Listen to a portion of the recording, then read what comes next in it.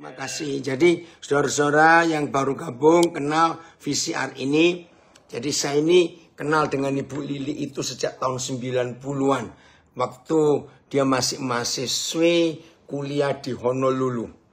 Waktu itu saya baru terbuka pintu ke Hawaii. Pelayanan. Ketemu lagi Januari bulan yang lalu. Baik, kita siap belajar ya. Untuk saat ini. Ya, mana tadi? Ya, tema kita sekarang ini cukup menantang, cukup menarik. Ya, forgiving offenses. Ya, apa itu? Memaafkan semua pelanggaran. Wah, terjadi tadi Lili dan Ronald terjadi cukup banyak diskusi dari beberapa grup koden yang dapat brosur ini. Oh ya, kenapa? Jadi pelanggaran apa perlu diampuni? Semua yang tanya, saya jawab, ayo gabung nanti malam. Daripada saya jawab satu-satu capek, lebih baik ikut dengar. Nah, saudara, hari ini kita akan menemukan sebuah fakta di dalam Alkitab yang jarang dikhotbahkan. Kenapa topik pengampunan ini jarang dikhotbahkan? Sebab yang khotbah kalau masih punya musuh nggak berani khotbah kebenaran ini. Dengan kata lain, maaf jangan saudara menilai yang macam-macam tentang saya, tapi saya mau beri bukti. Hamba Tuhan yang berjuang untuk hidupnya tidak punya musuh. Baru bisa untuk menyampaikan kebenaran ini. Ketika topik-topik KKR, seminar, khotbah mingguan, retreat, dengan tema-tema yang luar biasa. Sedikit sekali. Masih ada yang komen di Facebook Koden, mantap katanya suaranya. Ketika acara-acara rohani, retreat, KKR, seminar, ya ibadah minggu dengan tema-tema yang luar biasa. Mengapa gereja sedikit sekali membahas tentang pengampunan? Saya mau beritahu supaya semua kita jadi tahu hari ini. Setan tidak pernah terpengaruh. Neraka tidak pernah stres. Kalau ada orang Kristen rajin doa, pagi sekian jam, malam sekian jam, doa puasa sekian hari sebulan, aktif ikut grup-grup kelompok baca Alkitab, sekolah-sekolah teologi dan sejenisnya luar biasa, doa-doa keliling, doa macam-macam luar biasa. Setan tidak pernah terpengaruh dan setan tidak pernah terganggu dengan semua itu. Tapi tolong catat, satu-satunya yang mengganggu setan dan membuat mereka panik, catat saudara, yaitu ketika kita rajin dan selalu mengampuni. Dengan kalimat lain, hidup tidak punya musuh. Masa sih? Betul. Saudara, mengapa setan sangat terpengaruh kalau kita selalu mengampuni? Nah, kita akan melihat Alkitab. Ada dua fakta yang ada di balik kuasa pengampunan. Ada dua yang paling dahsyat. Satu, otoritas tertinggi yang dimiliki oleh gereja. Saya ulangi dengar ya. Otoritas tertinggi yang dimiliki oleh gereja. Saudara tolong perhatikan. Itu bukan doa puasa. Itu bukan baca Alkitab, bukan khotbah, bukan melayani, ya. Tapi otoritas tertinggi yang diberikan Tuhan Yesus kepada gereja, yaitu kalau gereja punya kuasa mengampuni. Hal kedua, satu-satunya penyebab yang tercatat di Alkitab membuat semua murid Yesus, baik hamba-hamba Tuhan maupun jemaat, tidak bisa melihat Tuhan. Dengar, itu bukan karena tidak doa pagi, tidak doa siang, tidak doa malam, tidak doa puasa, tidak memberi perpuluhan persembahan. Tidak. Satu-satunya penyebab kita, anak-anak Bapa di surga, murid-murid Tuhan Yesus, tidak bisa melihat Tuhan karena kita masih punya musuh. Ada yang komen di Instagram saya, pada saat kita tidak bisa mengampuni, kita kehilangan sukacita dan damai sejahtera. Ada yang komen lagi, terima kasih Bapak sudah mengajar hal ini dari awalnya untuk selalu mengampuni. Amin. Kita lihat ayat yang pertama. Yohanes pasal 20 ayat 22 dan 23. Yohanes 20 ayat 22 23. Dari Nabi Reda komen, amin. Betul. Ya, Yohanes 20 ayat 22 dan 23. Oke, kita melihat ini. Wah, dari Illinois, Amerika sudah gabung. Puji Tuhan. Ya. Udah ya. Yohanes 20 ayat 23, ayat 22. Dan sesudah berkata demikian, Yesus mengembusi mereka dan berkata, terimalah Roh Kudus. Ayat. Dan setelah dia mengatakan demikian, Yesus mengembusi mereka dan berkata, terimalah Roh Kudus. Oh, belum sudah ada yang tanya. Gimana kalau orang anggap kita musuh, padahal kita nggak rasa apa-apa dan biasa-biasa saja? Nah, ajak orang itu sering-sering makan bersama orang itu dan yang bayar kita. Ya, pasti berdamai kalau perutnya kenyang. Jadi gampang saja. Karena itu cara Tuhan Yesus memberitahu kita. Salah satu bukti bahwa kita berdamai dengan siapa saja, kita bisa makan bareng bersama orang itu. BS. Lalu ia meniupkan nafasnya kepada mereka. Nah, meniupkan nafasnya, itulah otoritas. Dan itu terjadi di Kejadian 2 ayat 7.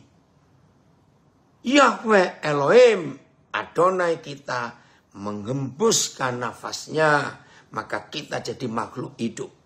Ya, Kejadian 2 ayat 7. BES-nya saya baca lagi. Lalu Yesus meniupkan nafasnya kepada mereka dan berkata, terimalah Roh Kudus. TSI. Sesudah berkata begitu, Yesus meniupkan nafas kepada kami dan berkata, terimalah Roh Kudus. Saudara, ini otoritas. Dari mana lagi dukungannya? Kisah Rasul 1 ayat 8. Nggak usah dibuka, Evin. Kisah Rasul 1 ayat 8. Kamu akan menerima kuasa. Kamu akan menerima otoritas. Kamu akan menerima kekuatan dari kerajaan surga. Apabila Roh Kudus turun atasmu. Oke? Nah, apa yang dikatakan Tuhan Yesus selanjutnya? Setelah dia menghembuskan, meniupkan nafasnya ke hidup kita. Ayat 23. Nah, jadi sebetulnya ayat 22 dan 23 ini tidak boleh kita baca putus. Karena ini sambungannya. Oke, lanjut. Jikalau kamu mengampuni dosa orang, dosanya diampuni. Dan jikalau kamu menyatakan dosa orang tetap ada, dosanya tetap ada. Langsung TSI-nya saja, Filipus TSI. Dengan tuntunannya, tuntunan Roh Kudus tadi, kalian akan menyampaikan berita pengampunan kepada orang-orang lain. Nanti kita akan menemukan perbedaannya. Dan Roh Kudus akan menuntun untuk mengetahui dosa-dosa yang tidak diampuni. Ada 8 orang yang saya hitung setelah brosur flyernya di-share ya sepanjang hari ini. Dan dari 8 orang itu pertanyaannya sama. Berarti ada pelanggaran yang tidak perlu diampuni dan ada pelanggaran yang harus diampuni. Nah, saya jawab semua, tunggu nanti malam. Nah, saya tidak tahu ini. Apakah mereka ada? Saya nggak bisa ngecek satu persatu. Tapi lihat terjemahan sederhana Indonesia ini. Saya ulangi lagi. Dengan tuntunannya, kalian akan menyampaikan berita pengampunan kepada orang-orang lain. Artinya orang-orang yang tidak ada sangkut pautnya dengan kita. Dan Roh Kudus akan menuntun untuk mengetahui dosa-dosa yang tidak diampuni. Nah, coba kembali ke terjemahan baru Filipus. Saudara, ada perbedaan. Nah, TS ini menjelaskan. Jikalau kamu mengampuni dosa orang, maka dosa orang itu diampuni. Saudara, ternyata ada perbedaan antara mengampuni orang berdosa dan mengampuni dosa orang. Nah, TSI tadi menjelaskan. Ya, coba TSI-nya. Apa bedanya mengampuni dosa orang dan mengampuni orang berdosa? TSI menjelaskan. Dengan tuntunannya kalian akan menyampaikan berita pengampunan kepada orang-orang lain. Nah, otoritas tertinggi dari gereja yang diberikan kepada gereja oleh Tuhan Yesus setelah dia meniupkan Roh Kudusnya ke hidup kita, maka otoritas itu adalah untuk mengampuni dosa orang. Kalau mengampuni orang berdosa, ya jelas, yaitu orang-orang yang berurusan dengan kita, menyakiti, menipu, mengkhianati, dan sejenisnya. Kita harus ngampuni, karena itu perintah Tuhan Yesus. Tapi setelah gereja, yaitu saudara dan saya, terima otoritas, maka kemanapun gereja pergi, kemanapun saudara dan saya pergi, dan ada orang-orang yang menceritakan dosanya, kejahatannya, begitu bertemu dengan saudara dan bertemu dengan saya, kita nyatakan firman untuk mereka bertobat. Begitu mereka mendengar firman, lalu mereka bertobat. Masih ingat kisah Rasul 2? Setelah dengan urapan Roh Kudus yang dahsyat, Petrus menyampaikan firman kepada orang banyak itu. Tiba-tiba hati mereka. Coba kita buka dulu kisah Rasul 2 ayat 36 kok tidak salah. Bantu saya kalau saya salah. Kisah Rasul berapa itu ya? Yang setelah Petrus khotbah, orang-orang itu hatinya apa itu? Tertuduh, hatinya seperti dikoyak-koyak. Ya. Ada yang tanya, kapan saya ke Palembang lagi? Tunggu ya. Kan Palembang belum pindah, masih di situ. Saya pasti datang. Oke. Mana itu? Ayat berapa itu? Itu ayat 37.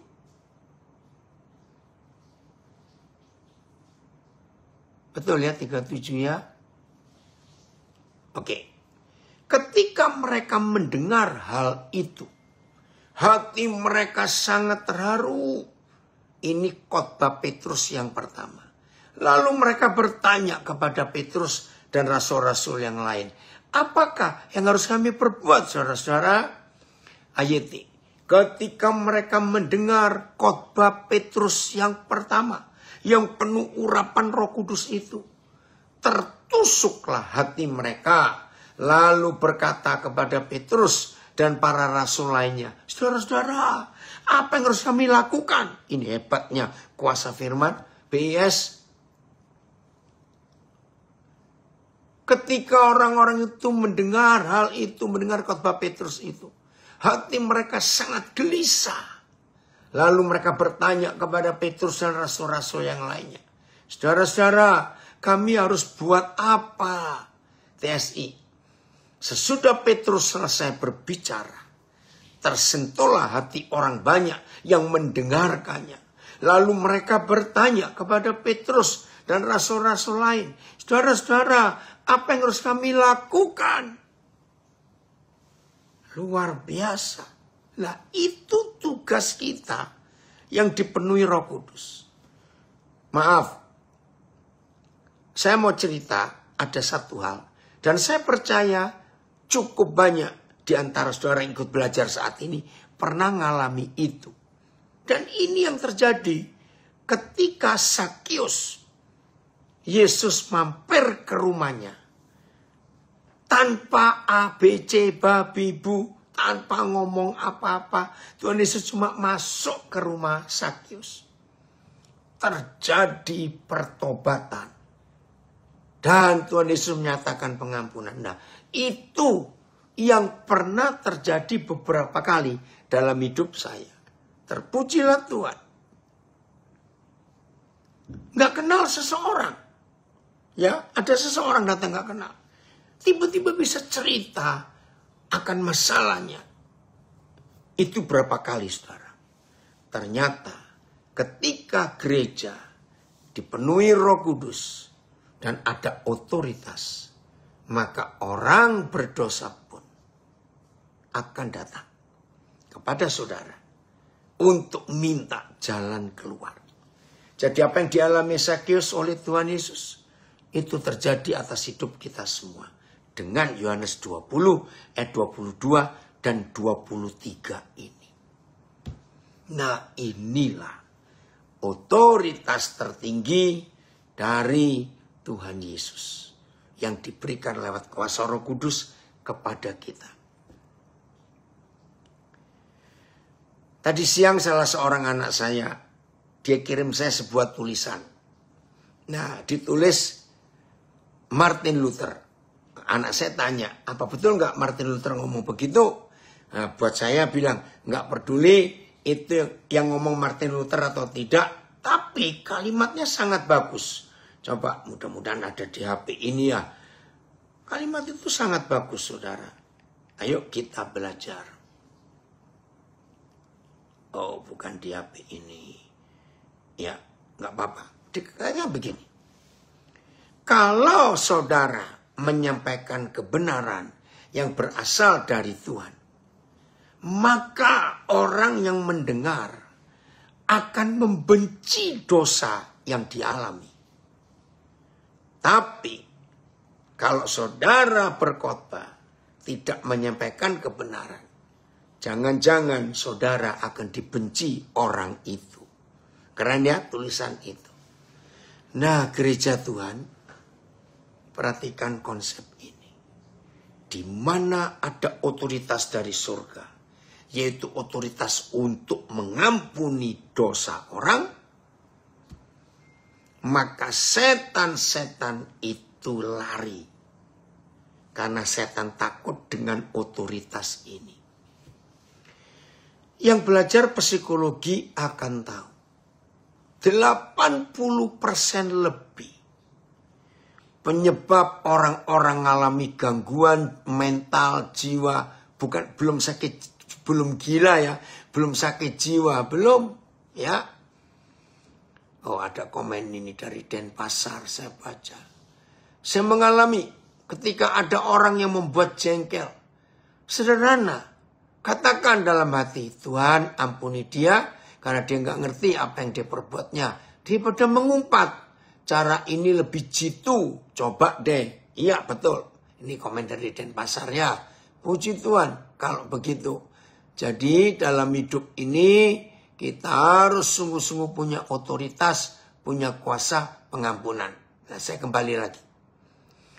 psikologi itu memberitahu kita 80% lebih ketika ada orang-orang mengalami gangguan kejiwaan, belum gila ya, dan bukan gila. Itu karena guilty feeling, rasa bersalah yang menghantui dan mengejar dia terus. Itu ilmu jiwa. Nah, maka itu saudara, dari Gereja Katolik kita belajar. Katolik punya 7 sakramen. Nah, saya nggak bahas yang 6. Tapi salah satu dari 7 sakramen di Gereja Katolik adalah sakramen pengakuan dosa. Itu luar biasa. Nah, pengalaman saya pertama tahun 80-an yang lalu, ketika salah seorang anak rohani saya, dia mengalami sumpah atau kaul menjadi imam. Itu di Gereja Katolik Girisonta di Ungaran. Saya lupa tahun 80 berapa. Ya, itu pertama kali saya melihat ya misa untuk pentabisan imam itu. Salah satu kalimatnya yang harus diucapkan, salah satu, saya tidak boleh membocorkan pengakuan dosa dari umat. Wih, saya pikir itu luar biasa. Nah, saudara, Gereja Katolik mempunyai salah satu sakramen itu gara-gara Yohanes 20 ayat 23 itu. Dan secara psikologis, ini tadi ada komen bagus, saya nggak tahu. Dari Bonbas siapa ini ya, saya baca. Selama ini saya kira hal itu biasa saja. Ada orang yang curhat tentang masalah hidup pribadinya, padahal baru kenal. Ternyata itu cara Tuhan mempertemukan kita untuk menyampaikan kebenaran. Puji Tuhan, betul sekali. Pokoknya saudara, hadirat Roh Kudus yang merupakan otoritas tertinggi yang Tuhan beri kepada kita, itu akan membuat orang-orang berdosa. Begitu melihat kita, dekat dengan kita, ada rasa untuk berani menceritakan. Dahsyatnya, terima kasih untuk pengalaman yang menyaksikan ini. Dan itu betul. Sangat luar biasa. Indah sekali. Nah, saudara, ayo kita kerjakan ini. Masih bagian nomor 1 ya, dari pengampunan, memaafkan pelanggaran atau mengampuni semua kesalahan. Yakobus 5:16. Ayo kita buka. Nah, saya percaya ini ayat terkenal karena hampir semua pendeta pernah khotbah ayat ini, ya. Tapi sayang, maaf. Sekian puluh persen dari teman-teman saya yang khotbah Yakobus 5:16. Maaf. Kenapa nggak pernah lengkap kalau menyampaikan ayat ini? Selalu diambil yang bawah. B. Doa orang yang benar. Bila dengan yakin didoakan sangat besar kuasanya. Nah, ini yang dikhotbahkan 99,99% oleh para pengkhotbah.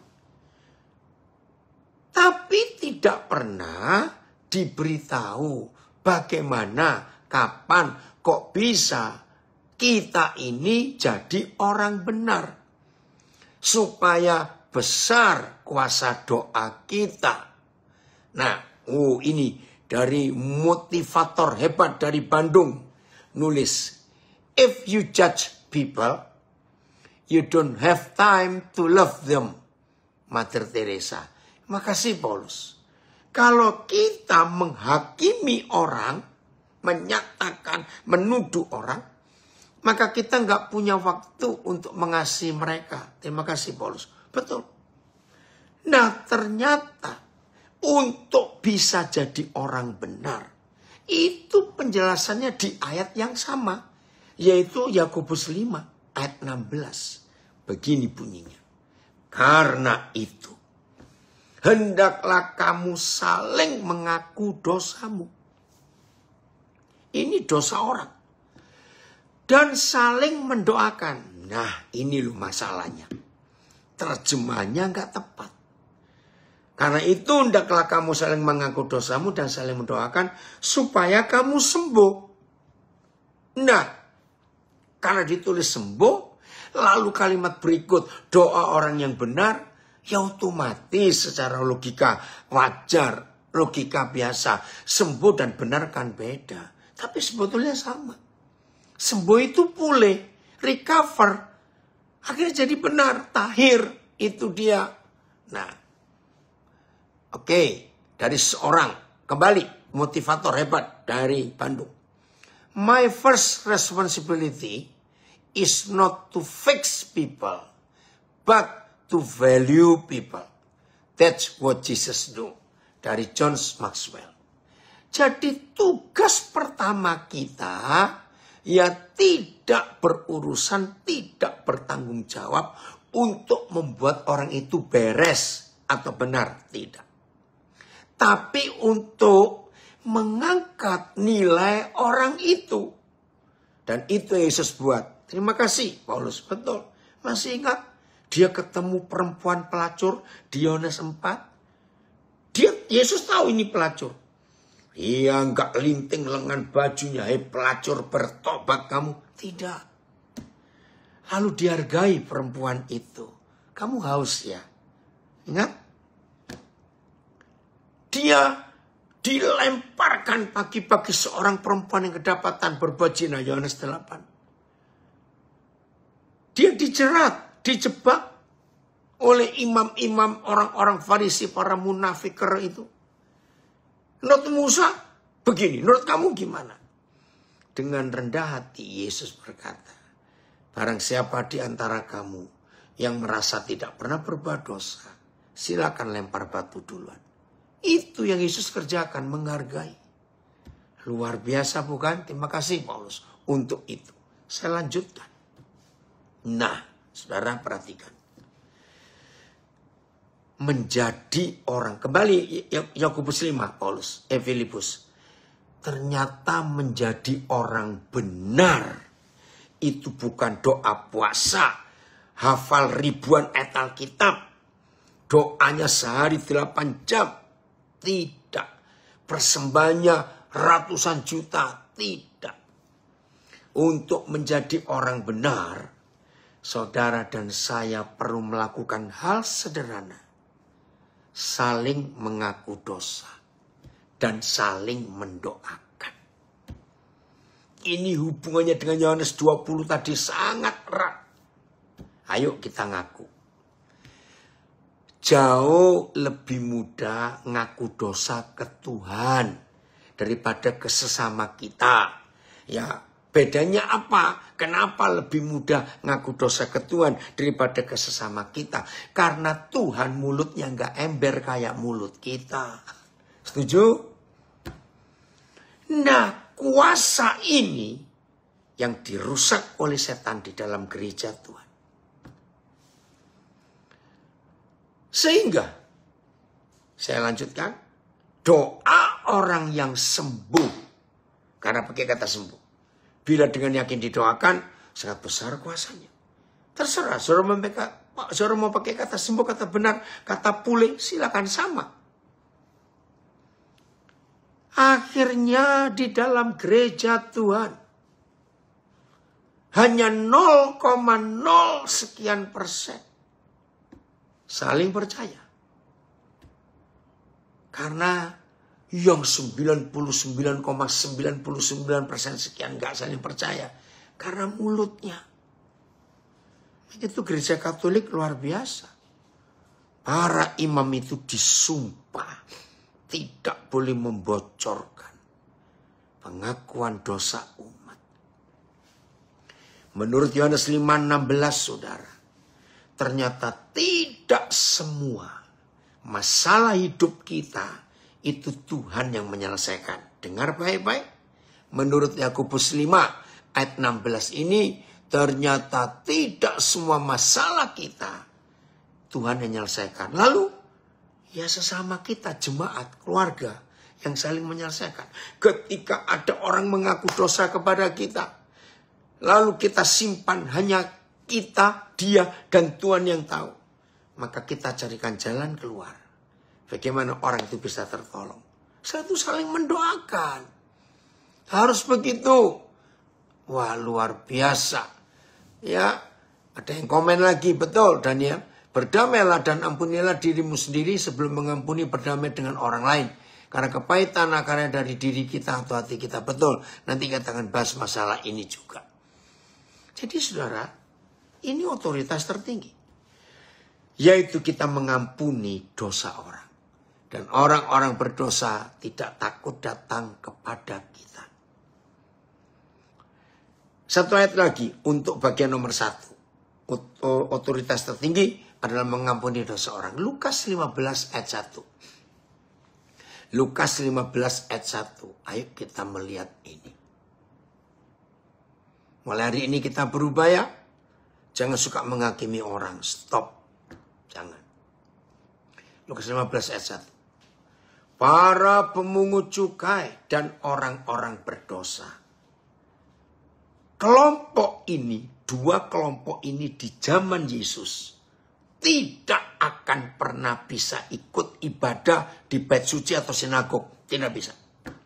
Dari jauh, para petugas bait suci dan sinagog sudah mengenali mereka, dilarang masuk. Tapi aneh.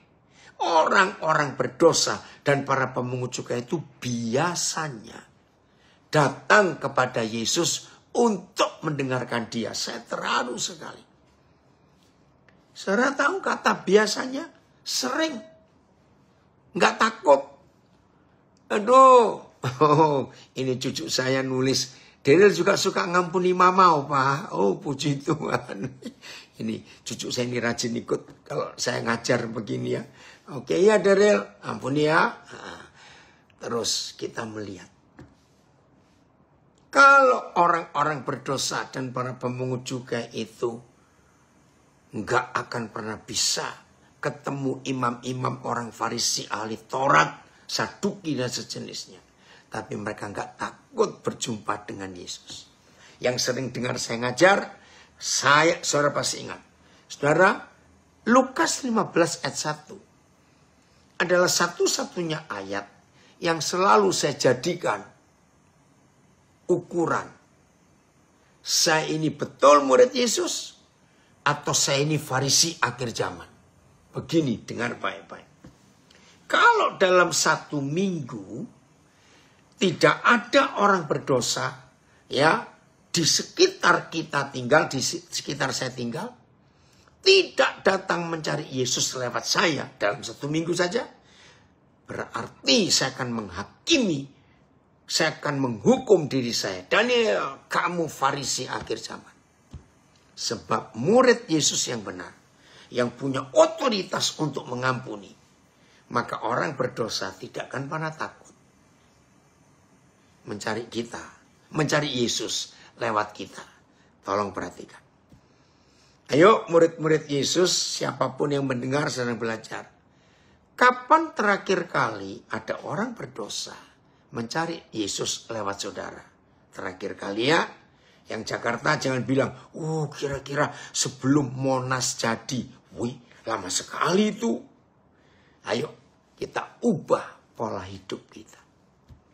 Ini hebatnya kuasa pengampunan. Ya, yang pertama. Nomor 2. Ibrani 12 ayat 14. Nah, diharap setelah dengar khotbah ini, firman ini, maka Naomi kirim 100 bintang. Ya. Setelah kita belajar ini, tidak lagi seorang pun kita berlaku munafik. Nih, dari Belanda, dari Amerika, ikut belajar dari Sydney. Puji Tuhan. Ya. Oke. Berusahalah hidup damai dengan semua orang. Dan belajarlah dan kejarlah kekudusan. Nah, ini lagi terjemahnya nggak nyambung. Jadi orang bingung. Saya ganti. Berusahalah hidup damai dengan semua orang. Dan kejarlah hidup damai dengan semua orang. Sebab tanpa berdamai dengan semua orang, tidak seorang pun akan melihat Yahweh Tuhan. Enggak ada. Jadi sekarang saudara yakin bahwa setan tidak gentar, tidak terpengaruh, tidak terprovokasi, tidak digoncangkan dengar khotbah-khotbah yang hebat-hebat temanya. Ada orang Kristen rajin doa puasa, rajin baca Alkitab, rajin melayani, memberi persembahan. Selama setan tidak melihat murid Yesus itu punya hati mengampuni dan hidup tidak pernah punya musuh, maka setan gak akan tergoncang. Tapi begitu setan tahu saudara dan saya mengambil keputusan untuk hidup berdamai dengan semua orang, di situ setan akan buat ulah untuk mengganggu kita. Dan celakanya setan berhasil, saudara. Aduh. Oh ya, Paulus nanti kodenakan berita tulisan Luther tadi ya. Kan itu ada di HP yang sedang Koden pakai untuk apa ini Instagramnya. Ya, ingatkan ya nanti ya. Makasih Paulus. Nah saudara, kita harus tahu ini. Setan nggak terganggu kalau kita rajin doa puasa, baca Alkitab, pelayanan. Setan nggak terganggu. Tapi mereka akan kepanasan ketika mereka tahu kita suka mengampuni dan hidup nggak punya musuh. Itu buat mereka harus diperhitungkan. Karena ini tadi. Jadi satu-satunya penghalang saudara dan saya nggak bisa melihat Tuhan karena kita masih punya musuh. Awas. Ada yang pernah tanya saya itu nggak punya musuh. Tapi ada 4 orang saya tuh malas ketemu. Sama goblok, denger baik-baik. Nggak punya musuh tapi malas ketemu orang. Berarti saudara belum berdamai. Ingat ya, di dunia ini hanya ada 2 kekuatan. Kalau nggak Tuhan, ya hantu. Kalau nggak hantu, ya Tuhan. Jadi kalau ada murid Yesus, ada pendeta, ada orang percaya, tapi nggak bisa ngelihat Tuhan, pasti mereka ngelihat setan. Karena cuma ada satu di antara 2. Ngeri bukan? Jangan terjadi dalam hidup kita. Nah hari ini kita tahu mengapa kita harus mengampuni. Tambahan. Untuk nomor, ya terserah saudara mau soal nomor 1, nomor 2. Matius 5 ayat 9. Tambahannya ini ya.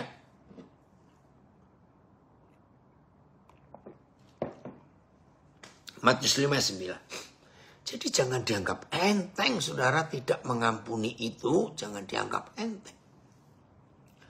Berbahagialah orang yang membawa damai. Karena mereka akan disebut anak-anak Tuhan. Ayat diberkatilah mereka yang membawa damai. Sebab mereka akan disebut anak-anak Tuhan. Ya, TSI aja langsung. Sungguh diberkati Tuhan. Orang yang selalu berusaha mendatangkan damai di antara sesamanya. Karena mereka lah yang akan disebut anak-anak Tuhan. Saudara, saya tidak mau berdebat dengan doktrin, dengan teologi yang macam-macam. Ya, tapi ini yang kita harus tahu. Satu-satunya ayat di seluruh Alkitab. Saya ulangi, satu-satunya ayat di seluruh Alkitab. Yang memberitahu kita mantan-mantan bajingan ini. Kalau ada yang tersinggung, itu bajingannya. Kita kan mantan bajingan semua. Mungkin juga masih ada bajingannya di antara kita. Siapa yang tahu? Inilah satu-satunya ayat dalam seluruh Alkitab yang memberitahu kita. Kenapa bajingan seperti kita bisa berubah status jadi anak-anak Tuhan? Baca baik-baik. Bukan karena kita sudah dibaptis. Bukan karena kita ganti nama. Bukan karena kita hafal ayat Alkitab. Bukan karena kita sekolah teologi dalam nama Yesus. Satu-satunya penyebab kita bajingan-bajingan ini bisa berubah status menjadi anak-anak pencipta langit dan bumi. Kalau kita tidak punya musuh, peacemakers, nggak punya musuh. Jengkel itu bermusuhan. Maka itu lihat suami istri yang Yesus minta bisa doa bersama. Tapi ketika suami sedang jengkel pada istrinya dan istri sedang jengkel dengan suaminya, nggak mungkin dua orang itu bisa doa bareng. Nggak mungkin. Itu bukti. Ada yang komen lagi, luar biasa. Saya jadi semakin sadar cara berpikir yang benar seperti murid Tuhan Yesus dengan pernyataan yang Papa sampaikan. Terima kasih, Pak. Tuhan Yesus memberkati kita semua. Betul. Komen lagi dari Bandung. 2 ciri utama pengikut Yesus adalah memberi sebagai tanda mengasihi dan mengampuni. Amin. Betul sekali. Saudara, perhatikan ini baik-baik. Maaf ya. Setelah kita tahu ayat-ayat ini, saudara harus mikir. Kalau begitu, ada pendeta, ada pengkhotbah, ada teolog yang bukan anak-anak Tuhan. Karena mereka masih punya koleksi musuh di hidupnya. Catat. Berarti di dalam gereja juga nggak sedikit jumlahnya yang melayani, yang aktif, yang rajin, ternyata berstatus bukan anak Tuhan. Karena masih punya musuh. Ingat loh, bukan dendam, bukan benci. Jengkel, ingat. Nggak suka aku. Sekarang kita ngerti. Mengapa khotbah pengampunan jarang dikhotbahkan? Saya ulangi lagi. Kalau yang khotbah masih punya musuh, nggak mungkin berani menyampaikan kebenaran ini. Ayo kita bertobat. Jadi hubungan kita dengan Tuhan itu rusak.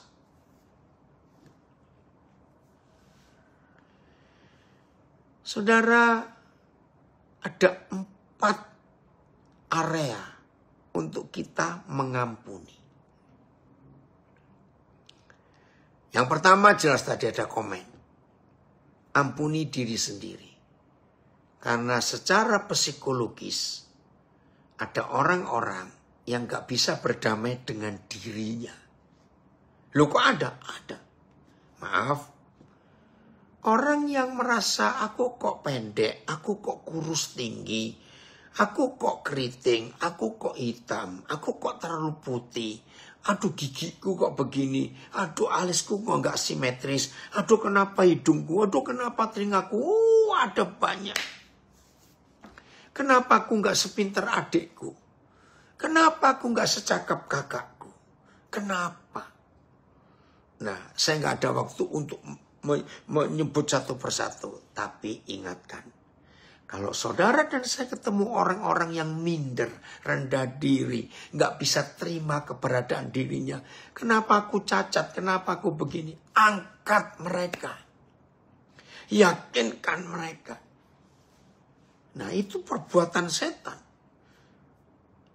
Sehingga gambar diri saudara kita itu rusak. 3 hari yang lalu dalam sebuah pertemuan, ya ada seorang yang menanyakan tentang korban bullying, ya perundungan, direndahkan. Bagaimana caranya? Nah, saudara, Roh Kudus pernah beri saya ilustrasi. Tunjukkan kepada anak itu uang selembar 100.000. Ya, tunjukkan. Terus, cari kotoran di jalan. Langsung aja kotoran. Entah kotoran anjing, kotoran kucing, kotoran ayam, pokoknya kotoran atau lumpur.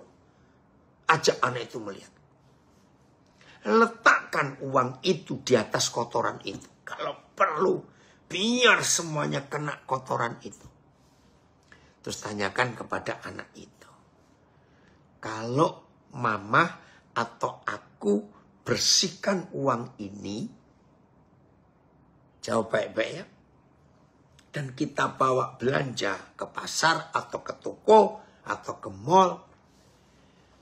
Nilainya tetap sama 100.000 atau kurang gara-gara kotor tadi. Ngerti? Anak ini pasti percaya sama, ya sudah. Jadi hidupmu itu tidak ditentukan oleh karena keadaan sekitarmu. Jadi kalau ada temanmu, ada siapapun ngomong kamu kok jelek, kamu kok begini. Ingat loh, nilai hidupmu bukan pada kata orang itu. Tapi apa yang ada di dalam uang ini. Nah hidupmu itu seharga Tuhan Yesus. Bangkitkan mereka. Nah orang-orang seperti itu perlu untuk kita tolong. Bisa mengampuni dirinya sendiri. Maaf saya salah. Yang pertama bertobat. Mengaku dosa kepada Tuhan. Ya, kedua ampuni diri sendiri. Nah di situ kita menjadi penolong. Untuk yang pertama tadi, mengampuni dosa orang. Ayo, kita semangatkan mereka. Nomor 3. Baru kita berdamai dengan semua orang yang ada di sekitar kita. Saudara, yang keempat ini, ya,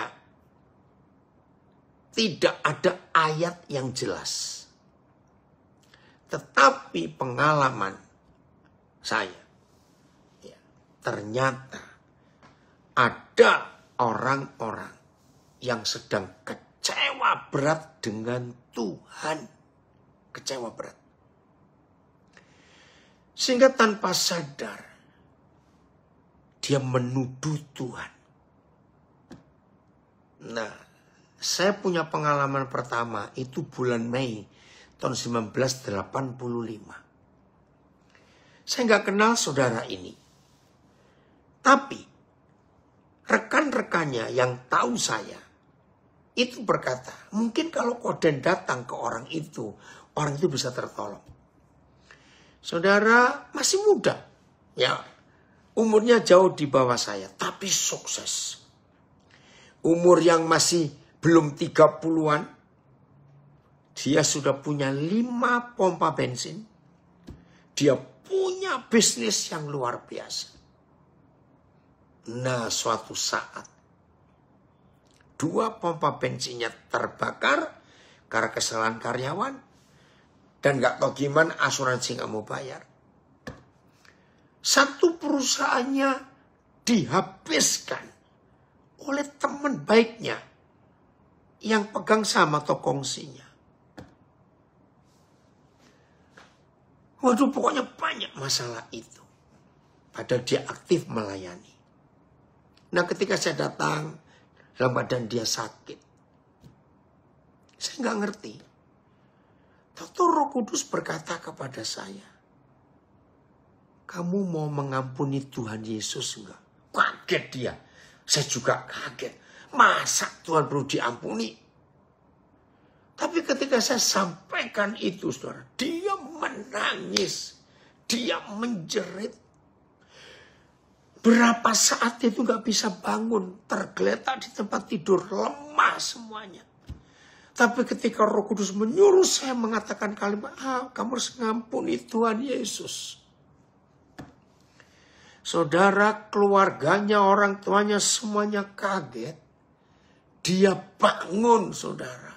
Dari tidurnya sudah sekian waktu. Dia menangis, meraung. Semuanya bingung. Sekian waktu. Semua kami yang di kamar itu nggak bisa buat apa-apa. Karena dia menangis jadi-jadinya. Nah.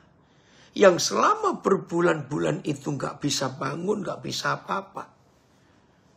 Tiba-tiba dalam doanya dia tuh bisa bergerak tangannya. Wah. Pokoknya semua orang kaget. Dari situ saya belajar. Ternyata tidak sedikit ada di antara kita yang sedang kecewa dan marah dengan Tuhan. Saya beri kesaksian hari ini. Tadi pagi jam 3 subuh WIB.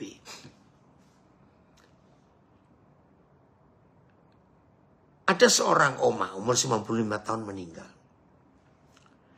Nah, salah satu anaknya itu teman baik saya, hamba Tuhan. 2021 waktu COVID Delta. Mereka punya 2 anak. Bukan si oma ini ya. Anaknya oma ini teman saya hamba Tuhan.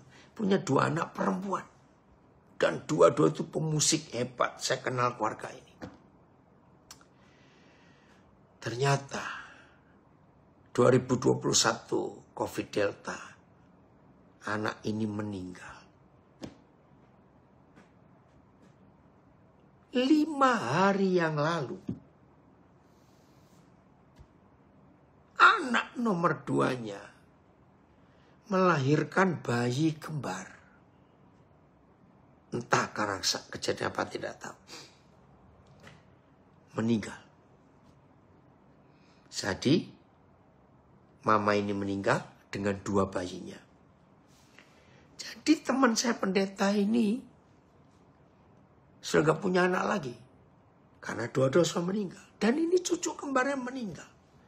Dan tadi pagi, ya mamanya sudah lanjut umur 95. Tapi luar biasa. Mereka tetap kuat. Dan tidak ada satupun kata, Tuhan di mana engkau? Tidak. Jadi ada orang bisa kecewa dengan Tuhan. Kasus-kasus tertentu. Saya nggak tahu ya. Kalau ada di antara kita ikut belajar ini. Dengarkan saudara. Ternyata kuasa pengampunan itu memulihkan hidup kita. Memulihkan kesehatan. Memulihkan ekonomi. Memulihkan sukacita. Kembali kepada orang ini yang Mei 85 itu. Dia pulih. Sudah lama saya nggak dengar kabarnya. Ya tapi saya tahu. Dia sudah bangkit, sudah punya cucu sekarang. Semangat hidupnya luar biasa. Nah, saudara, sampai suatu hari. Tahun 2005. Saya mendapat buku. Judulnya The Shack. Shack Pondok. SHACK. Begitu saya baca buku itu. Saya bilang, buku ini harus diterjemahkan dalam bahasa Indonesia. Percetakan Andi Offset Yogyakarta menerjemahkan buku ini tetap dengan judul The Shack. Masih ada di Tokopedia, ada pokoknya di toko Gramedia ada. Cara cari The Shack. Ya. Nah, di buku itu dikisahkan satu keluarga Kristen yang sangat cinta Tuhan. Mereka liburan musim panas. Betul, Sulis. Pengampun untuk pemulihan semuanya. Mereka liburan musim panas di sebuah daerah rekreasi pinggir danau. Di daerah Oregon, Amerika Serikat. Nah, Henvan, Papa senang kamu ikut belajar. Ternyata anak bungsu mereka yang masih umur 6 tahun diculik, saudara. Bertahun-tahun dia cari anak itu, tidak ada kabar. Dia sudah meninggal. Sampai suatu hari, di winter yang sangat tajam, dia dapat surat. Untuk ketemu seseorang di pondok atau gubuk di pinggir danau, tempat anak itu diculik. Nah, di dalam buku itu dikisahkan siapa orang ini karena tidak ada pengirimnya. Pokoknya kamu ketemu. Saudara, berkecamuk dia. Siapa orang ini? Pokoknya kisahnya menarik sekali. Sampai harus panggil polisi, ditemani polisi semua. Enggak. Dan ceritanya cari sendiri bukunya. Begitu dia sampai ke gubuk itu. Ternyata dia mendengar ada 3 suara yang sedang berdiskusi. Dia nggak berani masuk. Siapa? Woi, anak orang hebat hadir juga. Ya. Amin. Ada komen, dari pengampunan itu membawa damai sejahtera. Betul. Mengampuni itu luar biasa. Ringkat cerita. Ternyata itulah Bapa, Putra, dan Roh Kudus. Di dalam gubuk itu sedang diskusi. Menunggu hamba Tuhan Bapak yang anaknya diculik itu datang. Saudara, dalam kisah itu ternyata itu sebuah pengadilan. Kaget dia. Nah, di dalam pengadilan itu dia jadi hakim. Si bapak yang anaknya diculik ini. Dan membuat dia shock. Tuhan Yesus duduk di kursi terdakwa. Dan ada setan. Sebagai penuntut umumnya, jaksanya itu digambarkan begitu. Yang punya jabatan jaksa jangan tersinggung dulu ya. Dia bingung. Loh, kenapa aku harus jadi hakim? Kenapa aku harus mengadili Tuhanku Yesus? Kenapa? Di kursi terdakwa Tuhan Yesus berkata sambil menangis. Ampuni aku. Karena aku gak bisa jaga anakmu. Sampai diculik. Sekarang hakimi aku. Karena sekian tahun ini kamu menuduh aku. Wih, saudara. Itu pertama saya baca buku itu saya menangis. Ternyata betul. Ada di antara manusia. Kita-kita ini. Berani menyalahkan Tuhan. Karena peristiwa-peristiwa. Yang kita anggap tidak adil di hidup ini. Di mana Tuhan? Aduh. Shalom juga. Ya, Nesha. Iya, ada filmnya. Nah, di Amerika ini. Anak saya yang di Illinois. Iya, ada filmnya. Ada di Netflix. Saudara boleh cari The Shack. Jadi ditulis sebagai buku. Jadi film The Shack. Betul, ada filmnya. Bagus sekali. Jadi saudara, hari ini pelanggaran Tuhan pun kita harus ampuni. Karena tidak sedikit di antara kita pernah menyalahkan Tuhan. Oh, di TikTok, nggak tahu Jen. Ya, pokoknya di Netflix pernah ada film itu. The Shack. Ya, nggak apa-apa. Ya udah, nanti bisa diulang lagi. Maka itu saudara, hari ini kita harus mengambil keputusan. Menjadi gereja yang punya otoritas untuk mengampuni. Dan dunia akan dipulihkan. Luar biasa. Lega loh saudara. Hidup gak punya musuh. Hidup berdamai itu indah sekali. Saya akan akhiri dengan 3 penyebab. Mengapa kita tidak mau mengampuni. Jadi bukan tidak bisa. Semua kita bisa mengampuni siapa saja. Mengampuni diri sendiri. Mengampuni orang lain, keadaan. Bahkan kita bisa mengampuni Tuhan. Jadi penyebabnya tidak mau. Nah, kenapa tidak mau? Ada 3 penyebab. Yang paling umum. 1. Enggak terima. Kok enak aku ngampuni dia. Dia sudah merugikan aku, dia sudah menghancurkan nama baikku, semuanya. Kenapa? Nah, saudara, hari ini kita harus tahu. Penyebab nomor 1 tidak mau mengampuni. Karena kita tidak rela. Kita ingin menuntut balas. Baru aku lega. Jangan, saudara. Ya.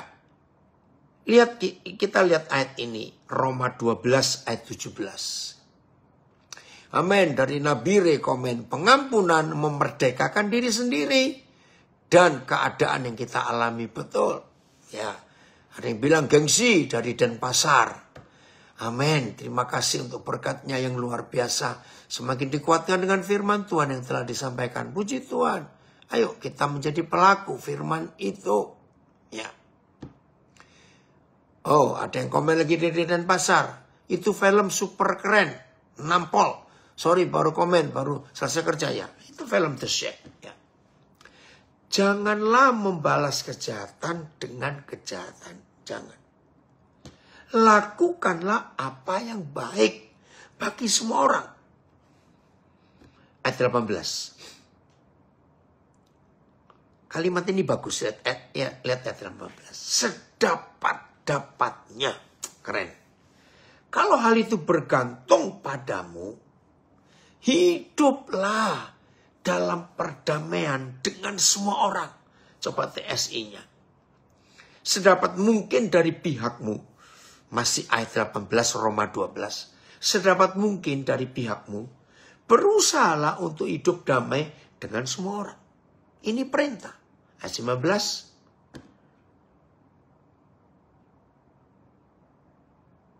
Saudara-saudara, perhatikan ya. Saudara-saudaraku yang kekasih. Janganlah kamu sendiri menuntut pembalasan. Tetapi berilah tempat kepada murka Tuhan. Sebab ada tertulis, pembalasan itu adalah hakku. Akulah yang akan menuntut pembalasan. Firman Yahweh. TSI-nya, Filipus. Wih, ini luar biasa. Saudara-saudari yang saya kasih, janganlah membalas dendam kepada orang yang berbuat jahat kepadamu. Biarlah Tuhan yang membalas kejahatan orang itu dengan murkanya. Karena dalam firman Yahweh tertulis, hanya aku yang berhak memberikan hukuman. Setiap orang yang melakukan kejahatan, akulah yang akan membalasnya. Nah, jadi kalau saudara tidak percaya akan firman ini, Roma 12 ayat 17-19, berarti saudara nggak mau mengampuni siapapun. Ya. Jadi saya ulangi, penyebab pertama tidak mau mengampuni karena ingin membalas dendam supaya lega. Bahkan ada yang pernah ngomong kepada saya ngampuni dia, tunggu dia mati dulu. Wih, ngeri sekali. Nomor 2, kenapa susah mengampuni? Karena dia lupa kalau dia sudah diampuni. Saya ulangi. Kenapa ada orang tidak mau mengampuni? Karena orang itu lupa kalau dia pun sudah pernah diampuni. Ya, karena waktu. Matius 18 ayat 21-35. Saya ulangi. Ya, Matius 18 ayat 21-35. Itulah satu-satunya bagian di Alkitab yang begitu indah tentang kita harus mengampuni. Karena dosa kita kepada Tuhan jauh lebih banyak daripada kesalahan orang lain terhadap kita. Kalau dosa kita yang begitu banyak, Bapa mengampuni dengan begitu mudah. Maka seperti itu Papa minta kita mengampuni saudara kita semudah Papa mengampuni kita. Nah, kalau kita lupa, ya udah. Alasan ketiga ini yang paling celaka. Dosaku dikit kok kepada Tuhan. Bahkan ada orang gak perlu pengampunan katanya. Karena aku gak pernah berbuat dosa. Wih, ngeri kali. Nah, buat Tuhan dosa itu adalah 1 Yohanes 1. Ayat yang kelima. Atau 6 itu coba lihat ya. 1 Yohanes 1. Limitless. Woi, dari Jerman. Betul. Terry. 1 Yohanes 1. Oh, ayat 8. Terima kasih. Ya, Filipus ayat 8. Lihat itu. Jika kita berkata bahwa kita tidak berdosa, maka kita menipu diri kita sendiri. Dan kebenaran tidak ada di dalam kita. Keren loh saudara. Jadi menurut Papa di surga, orang yang berdosa itu justru ketika dia sadar dia nggak pernah buat dosa. Keren ya, TSI. Akan tetapi, barang siapa yang berkata, aku sama sekali tidak berdosa. Berarti dia belum disadarkan oleh ajaran yang benar dari Tuhan. Dan dia sudah menipu dirinya sendiri. Wow, luar biasa itu. Ayo kita mengampuni. Itu Papa kita di surga. Itu dia. Ya. Vanity. Ya. Apa itu? Dan ya, ada satu dosa yang berat. Ya. Ditipu orang lain gak mau. Tapi kok malah mau menipu diri sendiri. Kocak saya. Ada yang ngaku seperti itu. Oke? Mau kita berubah semuanya? Ya harus. Jadi hebatnya kuasa pengampunan itu tema hari ini.